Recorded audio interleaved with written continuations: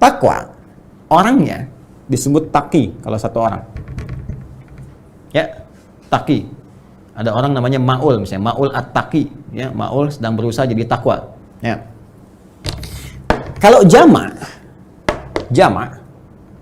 ini berubah jadi muttaqun, ittaqa yattaqi. Ittaqa orang yang berusaha menjadi takwa. Yattaqi, muttaqun orang-orang yang takwa. Kalau dijarkan muttaqin atau nasabkan muttaqin, ya. Muttaqun orang-orang yang berusaha meningkatkan takwa, ya. Kalau dinasabkan, dijadikan objek jadi muttaqin. Ya. Orang-orang yang berusaha meningkatkan takwa. Perhatikan korelasinya, kembali ke Al-Baqarah ayat 2 sampai 5. Dzalikal kitabu la raiba fi hudal lil muttaqin. Ya.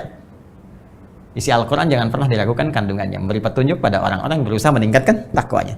Bagaimana dia bisa meningkatkan takwa itu? Ya, kan kesini kan? Semakin kau tingkatkan takwa, takwa akan menutup sifat burukmu, kan? Fujurnya hilang, kan? Yang muncul nilai-nilai kebaikannya, maka cenderung bahagia, cenderung sukses. Bagaimana meningkatkan takwa itu? Kembali lagi ke Al-Baqarah ayat 3 dan 4. Alladzina yu'minuna bil ghaib wa yuqimunas shalah, shalah meningkatkan takwa. Wa mimma razaqnahum yunfiqun, infak meningkatkan takwa. Walladzina yu'minuna bima unzila ilaik, berinteraksi dengan Al-Qur'an meningkatkan takwa. Puasa meningkatkan takwa, haji meningkatkan takwa, zikir meningkatkan takwa.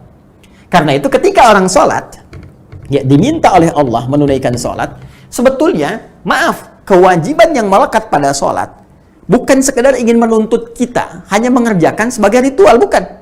Anda nggak sholat, nggak ruku, nggak sujud pun, semuka langit nggak sujud dan ruku, tidak akan menurunkan status Allah sebagai Tuhan. Allah nggak butuh dengan sholat kita, yang butuh kita. Karena manfaat sholat ini sendiri, sholat adalah bagian dari amalan takwa. Ya, masih ingat korelasinya? Ketika takwa dikerjakan, ya, naik takwanya, maka potensi ini akan mulai menutup sifat-sifat fujurnya. Fujur ini kan kumpulan nilai-nilai yang tadi, yang negatif tadi. Ya, yang cenderung membawa pada nilai-nilai keburukan. Nah, kalau takwanya naik, ininya ketutup. Di antara amalan takwa itu sholat. Semakin orang sholatnya benar, semakin meningkat, maka sifat-sifat buruk ini mulai terkoreksi, tertutup. Tutup. Ini sebabnya di Quran surah ke-29, ayat ke-45, ada redaksi, innas sholata tanha anil fahsya wal munkar. Sungguh, sholat kalau benar dikerjakan akan berpotensi mencegah perbuatan keji dan mungkar. Makanya saya sering katakan, orang kalau sholat benar, ya, benar aja sholatnya, maka sudah, pasti jadi orang baik.